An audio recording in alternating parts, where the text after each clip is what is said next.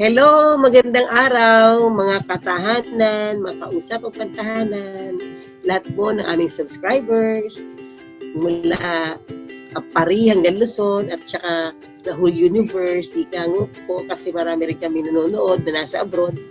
Yung mga teachers, yung mga mommies na nasa abroad. Maraming salamat po sa inyong pagtangkilik. Welcome po uli sa aming cooking series number 5 at Mami Fem.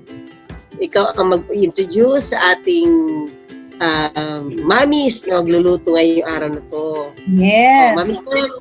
Oo, kamusta na po kayo mga katahanan?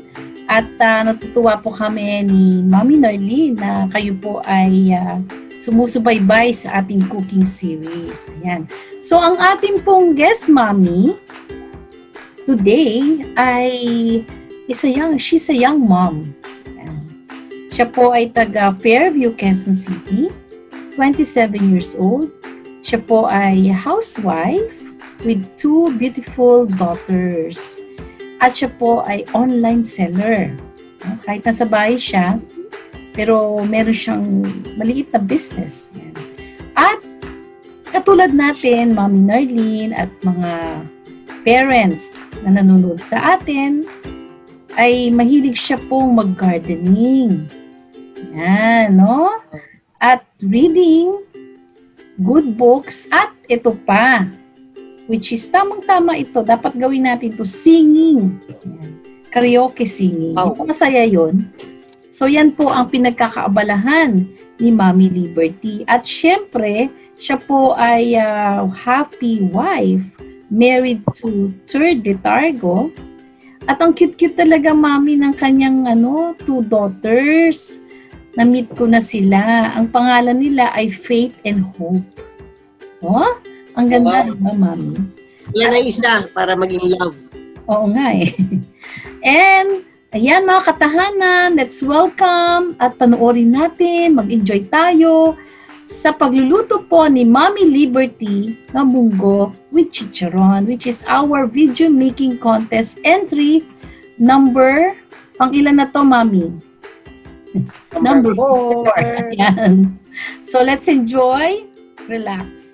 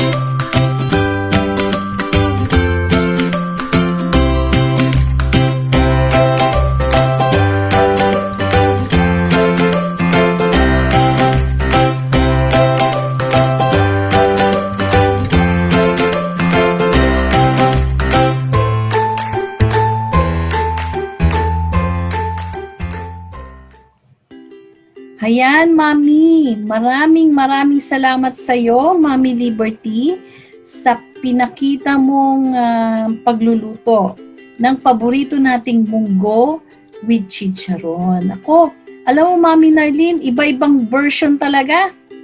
Siguro may mga cooking series tayong susunod na iba-ibang version ng pagluluto nitong dish na to. Kasi pwede kang mag-explore ng iba't ibang way on how to cook munggo as a dish and as a dessert. No? Yan, kaya nga, itong munggo na to na favorite namin ni Mami Narlene ay alam nyo ba, Mami, ito po ay nag-originate sa India at Pakistan. At nung siya ay nakatawid dito sa Asia, naging popular siya at ginawa nating masarap na dessert at Filipino dishes. Pero ang pinakaano talaga dyan, Mami Narlene, ng ginisang munggo ay walang katumbas. Because it's very nutritious and you can put all lahat ng gulay na gusto mo, pwede mong ilagay. Di ba, Mami Narlene? At syempre sa dessert, I remember my father, nagtatabi siya ng nilagang munggo at nilalagyan niya yan ng gatas at asukal. No? Yan yung mga pinapakain namin nung bata kami.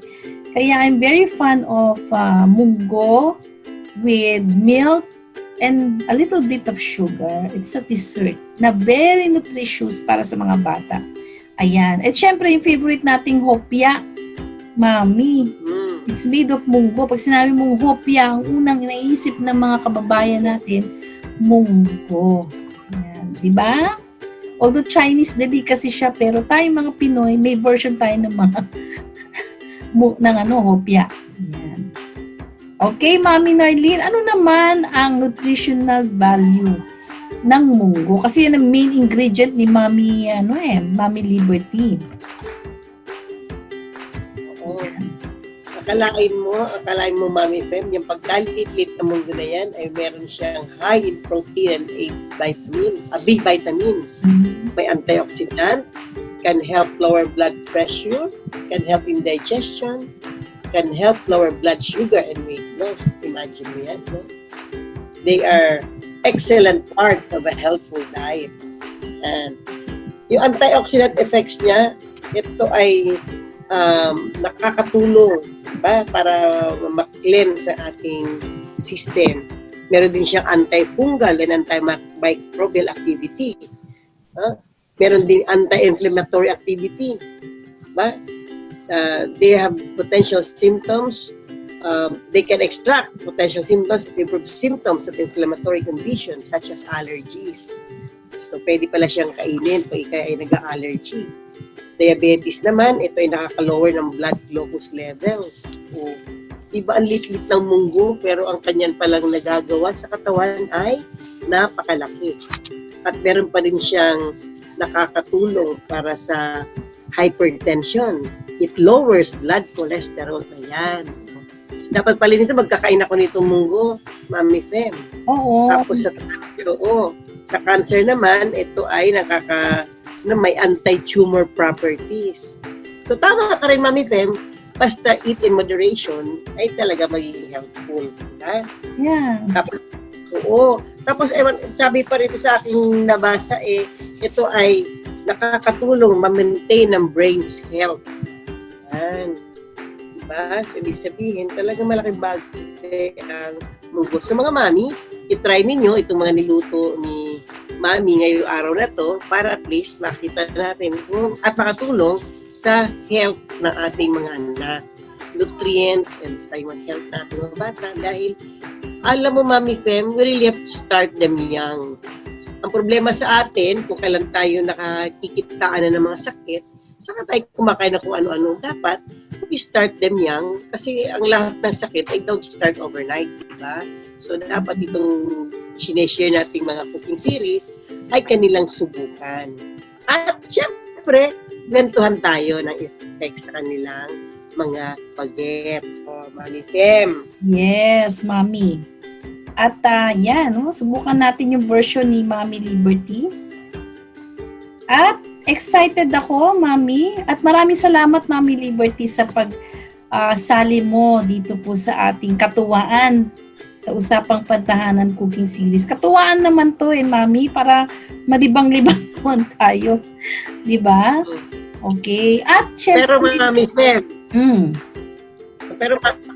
katuwa ang may natututunan. Syempre. yes, oo. At syempre may prize naman din yung ating mga sumali. Di ba? Wala namang pilitan doon. Basta gusto sumali, di ba?